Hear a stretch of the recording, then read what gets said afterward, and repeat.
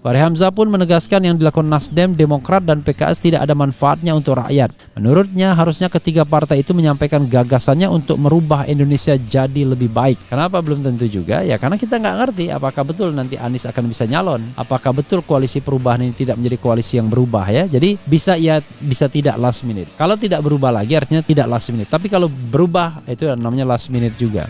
Pragmatisnya adalah ya mereka sedang bernegosiasi bukan untuk bagaimana platform mengubah Indonesia ke depan, tapi lebih pada bagaimana kue yang harus dibagi. Karena Nasdem sudah dianggap punya Anies Baswedan, padahal lucu, Anies kan bukan punya Nasdem, maka dua partai lainnya menyodorkan wakil presiden. Itu kan aneh menurut saya ya.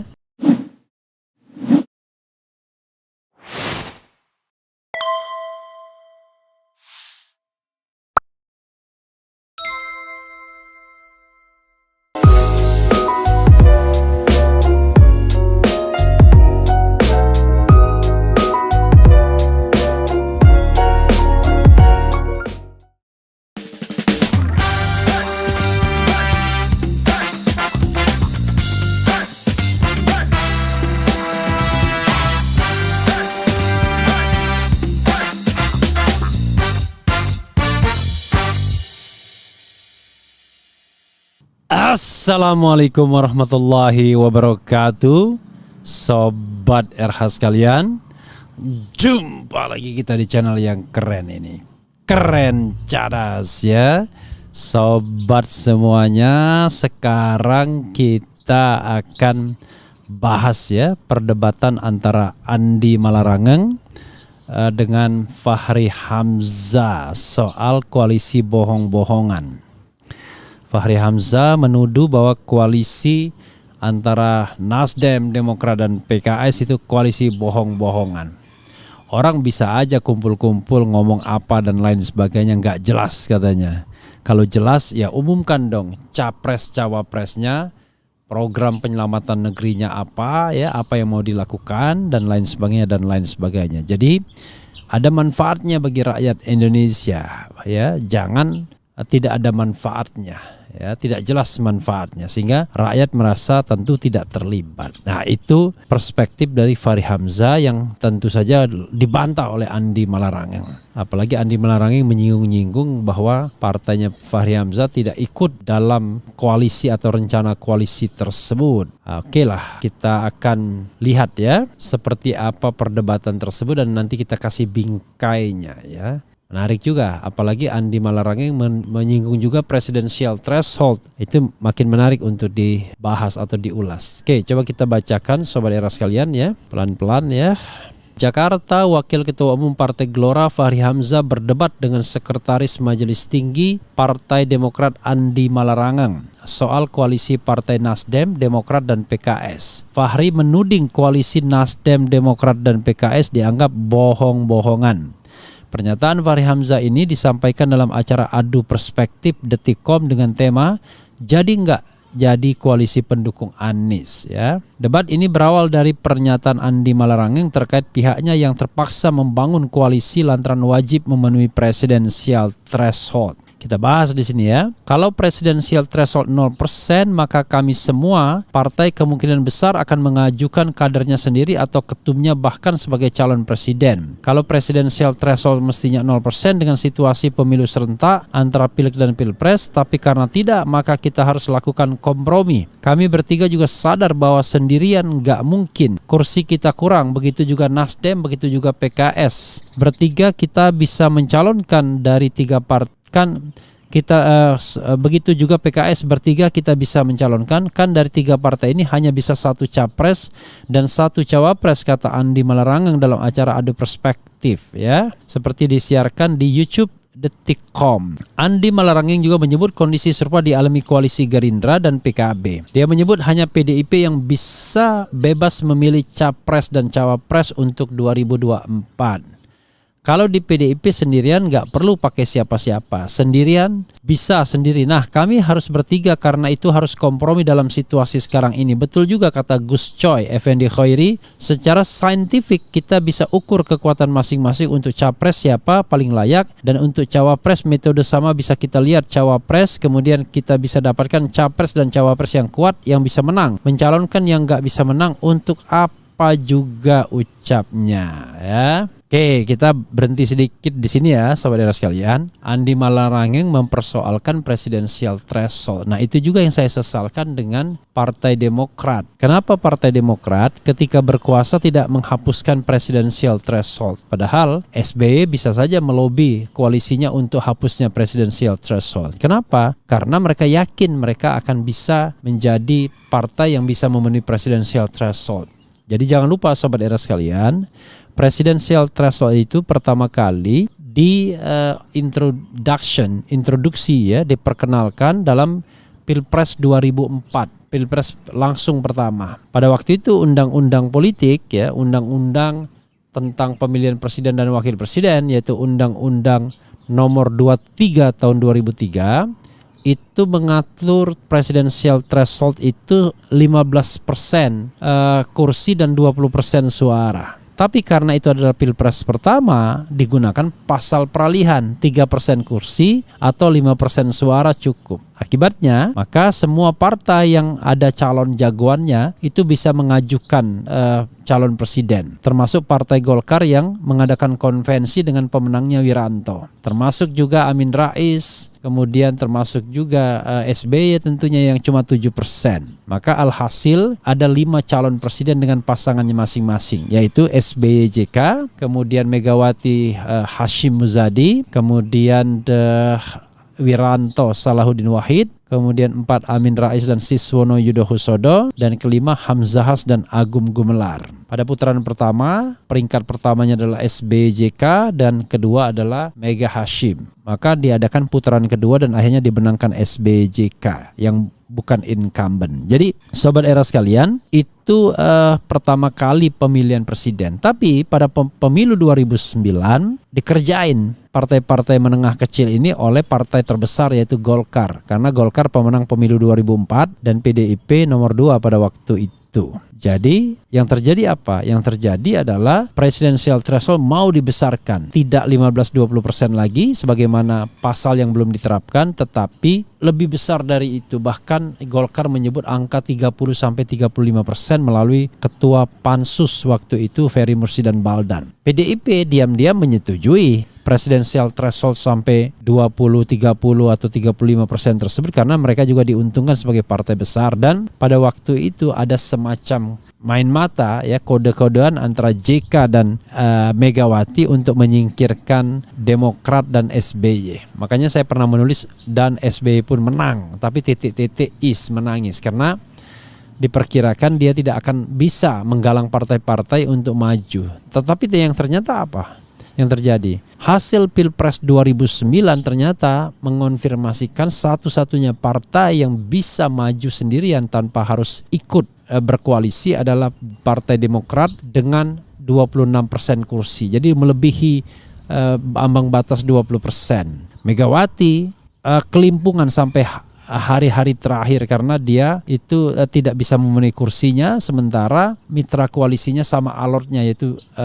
Prabowo. Akhirnya Prabowo mengalah, ada perjanjian batu tulis, yaitu sekarang Megawati, besok Prabowo, kurang lebih begitu. Maka terjadilah Mega Pro pasangan kedua. Nah pasangan ketiga, Wiranto yang tahu diri, yang sebelumnya calon presiden, tidak mungkin dia maju sebagai calon presiden lagi, dia cepat-cepat datang ke JK untuk menjadi calon wakil presidennya JK. Maka terjadilah koalisi antara Golkar dan Hanura. Itu yang terjadi sahabat era sekalian. Jadi ketika kemudian terjadi Pemilu 2009 ternyata yang mayoritas adalah Demokrat. Harusnya Demokrat bisa menghapuskan ketentuan presidensial threshold itu untuk Pilpres 2014. Tapi apa yang terjadi?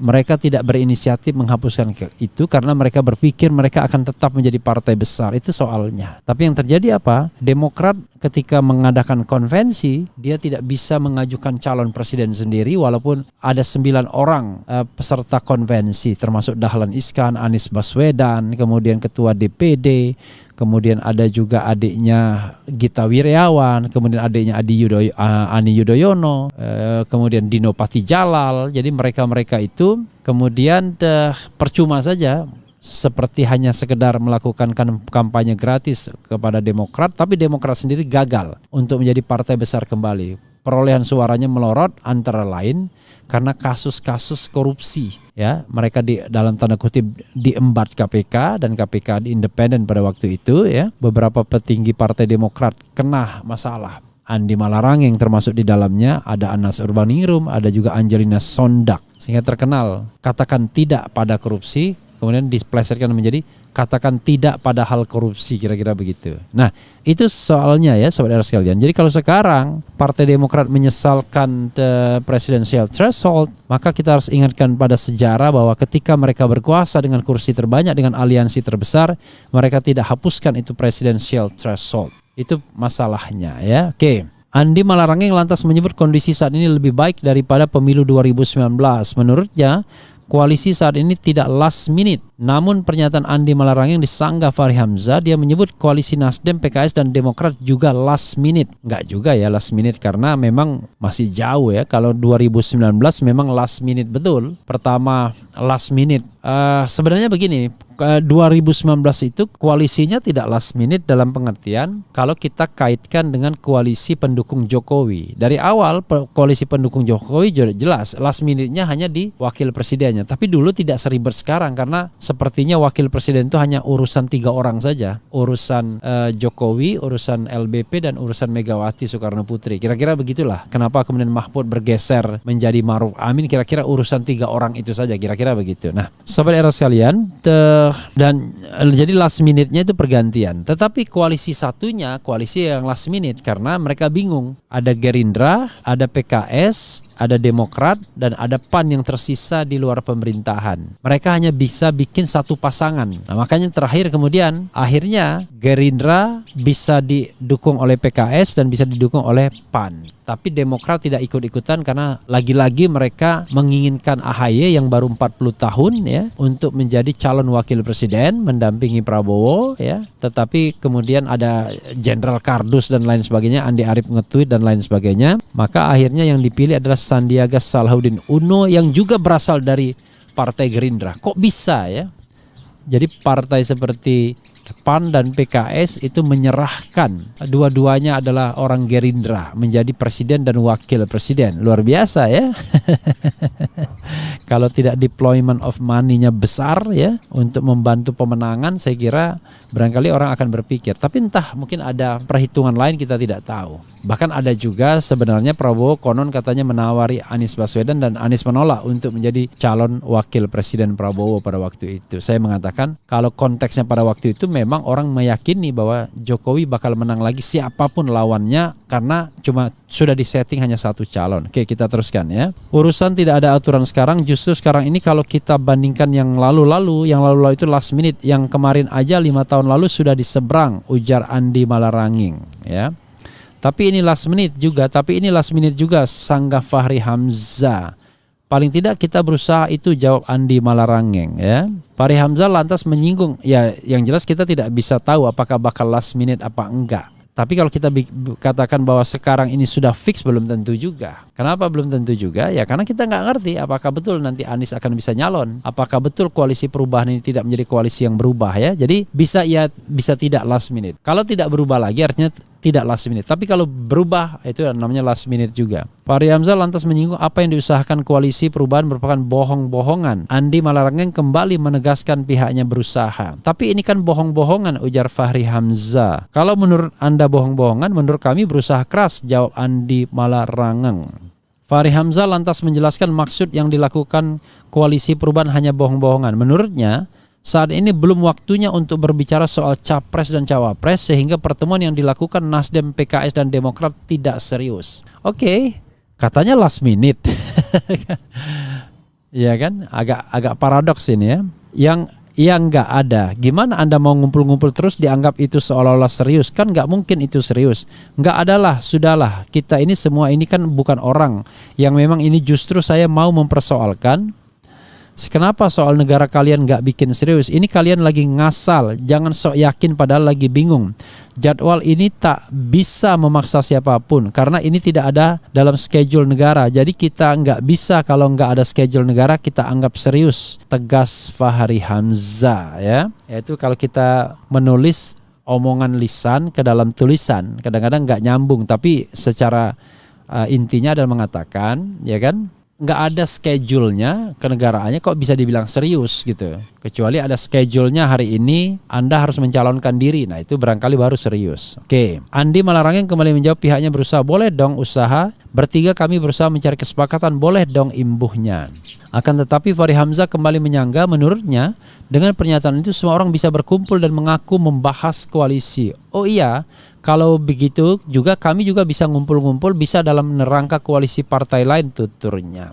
Lebih jauh Andi Malarangeng tidak terima Fahri Hamzah menuding rencana koalisinya bohong-bohongan. Pasalnya partai Fahri Hamzah tidak berada di dalam rencana koalisi tersebut. Kebetulan partainya Bung Fahri bukan bagian dari 3 partai ini. Kami bertiga sedang berusaha pungkasnya. Kami tak persoalkan partainya, kami persoalkan konsep, jawab Fahri Hamzah. Tapi kan masa kalau kita sedang berusaha, Anda katakan bohong-bohongan.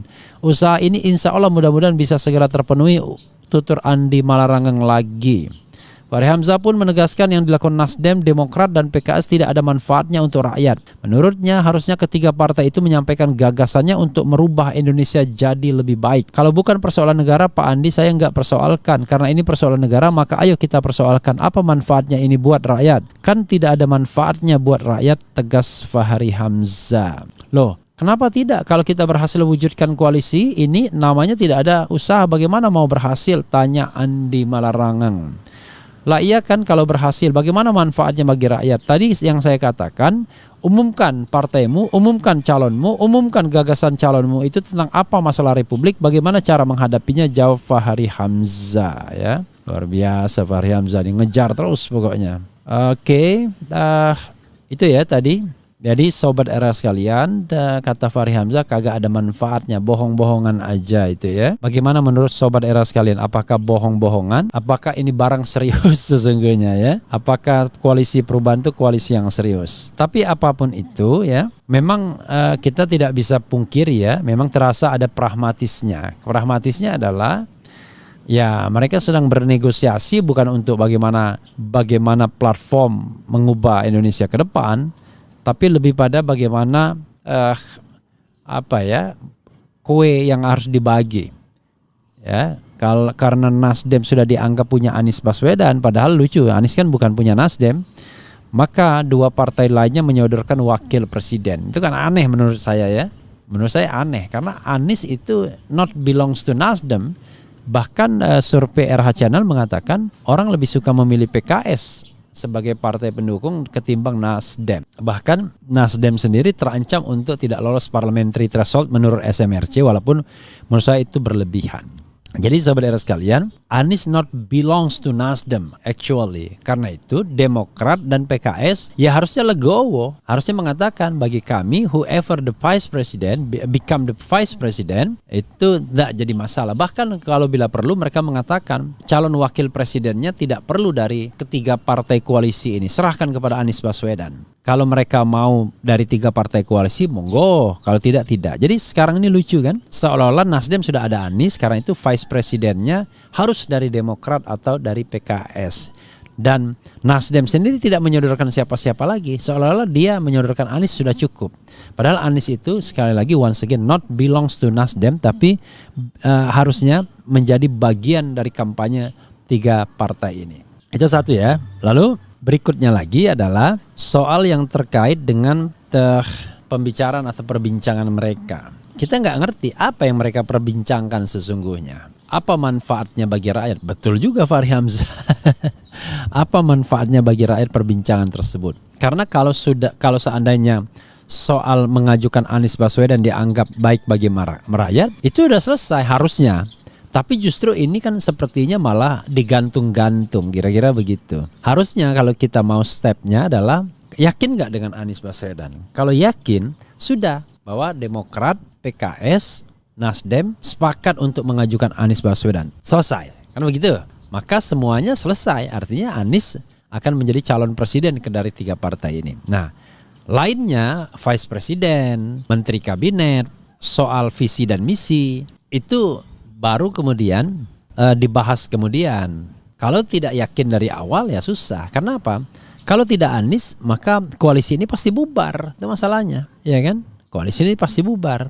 Atau something happen to Anies, koalisi ini pasti bubar. Padahal isunya Anies masih mau dipatahkan kakinya juga, kira-kira begitu. Tapi dalam konteks ini tidak ada yang salah, tidak ada yang benar. Kalau saya hanya menyesalkan kenapa Partai Demokrat tidak mau menghilangkan presidensial threshold ketika mereka berkuasa antara 2009 sampai 2014 dan mereka memiliki kursi atau koalisi terbesar di DPR, ataupun kalaupun tidak bisa, SBY bisa mengeluarkan Perpu harusnya. Sehingga nanti rakyat yang akan mendukung Perpu tersebut. Oke. Dan sekali lagi ternyata putusan MK pun yang tidak eksplisit pada waktu itu menghapuskan presidensial threshold itu tiba-tiba disimpangi oleh DPR. MK benarkan lagi penyimpangan tersebut. Padahal maksud pemilu serentak itu adalah presidensial threshold hilang, kan begitu. Tapi ternyata MK pelihara lagi ya. Betul-betul oligarki kuat sekali mempengaruhi MK. Oke. Kita bacakan ya komentar beberapa Sobat Era terkait dengan isu ini. Oke. Bang, itu belangkonnya kujang dan macannya sablonan atau bordiran? Bordiran ini, bukan sablonan, bordiran. Bordiran ya. Karena ini dikasih oleh siapa namanya? Yayat Sudrajat ya. Bang, bahas asal mula presidensial threshold, siapa DPR yang meloloskannya? Kan sudah saya bahas ya, baru aja ya. Assalamualaikum Pak RH, mau tanya dong, kenapa akhirnya ini nggak ada kabar Babe Haikal kemana ya? Mana saya tahu. Saya berhubungan sama Babe Haikal juga tidak, ya kan? Babe Haikal lagi cari cuan buat bisa bayar tol, maksudnya nggak ngerti ya. Mudah-mudahan tahun 2024 nggak ada lagi pesta partai, amin. Moga negara nggak keluarin uang buat pesta. Oke, maksudnya apa nggak jelas ini. Presidensial threshold adalah bentuk penggembosan demokrasi. Sudah 20 tahun lebih reformasi malah makin gembos aja ke arah yang buruk, bukannya tambah baik. Dan pelaku-pelakunya itu adalah partai-partai, baik partai yang di Senayan, partai yang di istana maupun partai yang non istana. Itu pro presidensial threshold semua awalnya, karena mereka melihat threshold itu adalah C3, cara cari cuan. Threshold ya, terutama threshold di pilkada. Makanya mereka suka semua cara cari cuan. Oke. Kemudian gampang RH salahin aja Jokowi, bereskan. Ini Darsono Ono ini enggak ya. Itulah kalau orang sama sekali nggak bahas Presiden Jokowi ya. Yang justru yang saya salahkan adalah Demokrat dan Presiden SBY. Kenapa tidak membuang atau menghilangkan atau menghapuskan presidensial threshold ketika berkuasa? Nah sekarang ya Presiden Jokowi juga salah karena dia juga tidak mau menghapuskan presidensial threshold, kan begitu. Tapi saya tidak melihat sekarang saja, tapi saya melihat dari akar masalahnya ya. Oke, dulu PDIP PT sampai 30%, akhirnya oleh SBY diputuskan 20%. Ya enggak SBY putuskan 20%, itu hasil kompromi. Ada yang pengen 25, 30 sampai 35. Ada yang pengen 15 tetap seperti Demokrat, yaitu sesuai dengan undang-undang politik sebelumnya. Ada yang pengen sebesar parliamentary threshold, yaitu kira-kira 3,5% pada waktu itu. Jadi Sobat Era sekalian, sekali lagi ya, semua partai itu penganut presidensial threshold semua. Kenapa? Karena mereka hanya berpikir dari kepentingan mereka sendiri, itu soalnya. Jadi nggak mau nol sama sekali, maunya sesuai dengan keinginan mereka, sesuai dengan batas ambang batas mereka, yaitu lolos parliamentary threshold. Nah inilah tidak fairnya mereka ketika mereka diberikan amanah ya. PT 20% gak usah dibahas tentang siapanya, tapi gimana caranya biar dihapus. Kalau rezim sekarang yang punya power buat menghapus masih pakai katakan ini bikinan si Anu, ya berarti dia 11-12 sama yang bikin. Memang iya, bukan 11-12 lagi. Jadi kemungkinan besar memang oligarki ini memelihara presidensial threshold dari awal, dan oligarki itu ada di pemerintahan manapun. Kira-kira begitu ya. Nah, sekarang pertanyaannya adalah bagaimana cara menghapus presidensial threshold? Mudah sekali kalau ada kemauan politik. Hari ini juga bisa dihapus presidensial threshold, yaitu Presiden Jokowi mengeluarkan perpu, peraturan pemerintah pengganti undang-undang, selesai. Cukup satu pasal saja, ya kan, yang dihapus, atau pasal-pasal yang terkait dengan presidensial threshold. Itu kan mudah banget, ya kan? Buang pasal itu, dinyatakan tidak berlaku, sudah selesai, ya kan? Jadi berarti tidak ada presidensial threshold, selesai. As simple as that. Tapi masalahnya ada kemauan politik nggak untuk menghapuskannya, kan begitu? Oke, apalagi? Dahulukan kepentingan negara dan rakyat, simpan dulu ego-ego dan tunda dulu kepentingan pribadi dan kelompok. Ya, maunya begitu. Tapi Anda yakin nggak ya, kalau penguasa itu memikirkan kepentingan rakyat, kepentingan Indonesia? Kalau kita dengar gosip belakang layarnya, wah ngeri ya. Misalnya hubungan Indonesia dengan China, Xi Jinping dan lain sebagainya. Kita ngeri mendengarnya bahkan. Apakah Indonesia ini sampai tahun 2024 nanti masih berdaulat sebagai sebuah negara, atau jangan-jangan sudah negara yang justru sudah terbeli dengan pengaruh China misalnya? Ya kan, ini kan ngeri sebenarnya, karena banyak sekali manusia-manusia dari China yang masuk ke sini, ya, diberikan karpet merah. Apalagi kalau ingat kata-kata yang memberikan udeng ini, ya, yaitu Letjen Yayat Sudrajat yang mengatakan kalau mereka adalah tentara terlatih dari suku Han katanya, ya. Itu lebih ngeri lagi kita. Waduh. Jangan-jangan kita sudah diinfiltrasi oleh kekuatan asing. Jangan-jangan perairan bawah laut kita sudah diinfiltrasi oleh kekuatan asing. Nah, itu ya menjadi persoalan. Sementara alutsista kita memble, ya kan? Alat negara kita banyak terlibat dalam politik. Sebagai contoh sekarang, Panglima TNI kok tidak menunjukkan bagaimana yang terbaik di antara mereka, tetapi gerasa gerusu dengan kekuasaan. Ada yang sedang melobi Megawati, ada yang sedang melobi istana dan lain sebagainya. Karena tadi istana akhirnya melakukan politisasi, ya, Teguh Umar melakukan politisasi terhadap penunjukan pejabat-pejabat publik termasuk dari TNI dan Polri. Dan itu sudah menjadi rahasia umum sesungguhnya. Jadi sekarang untuk menjadi pejabat publik, Anda bukan menunjukkan prestasi atau achievement, Anda cukup menunjukkan kira-kira kedekatan, lobby dan lain sebagainya. Ya, itu yang terjadi misalnya, ya, dengan ada Jenderal Baliho misalnya dan lain sebagainya, yang sekarang kita tidak tahu achievementnya apa, tetapi termasuk kandidat menjadi Panglima TNI. Itu yang menjadi persoalannya. Oke, saudara sekalian, itu saja. Coba kita lihat, ya. Tak akan berubah nasib suatu kaum kalau kaum itu tidak mau mengubahnya, ya. Percayalah, sudah ada skenario yang membagongkan threshold. Iyalah. Threshold itu tetap akan terus dipertahankan, karena itu adalah cara oligarki untuk menentukan siapa yang menjadi calon presiden dan calon wakil presiden, dan dikontrol oleh oligarki atau kekuatan elit, ya. Baik di elit politik maupun elit ekonomi. Cuman masalahnya yang kita takutkan itu adalah elit politik atau elit ekonomi yang melacurkan negara ini, yang menjual negara ini pada kekuatan atau pihak asing. Nah, itu yang ngeri, ya kan? Dan kita tidak tahu, karena ini bicara mengenai uang yang besar, ya, yang mungkin triliunan rupiah. Sobat era sekalian, itu saja. Wassalamualaikum warahmatullahi wabarakatuh. Ciao.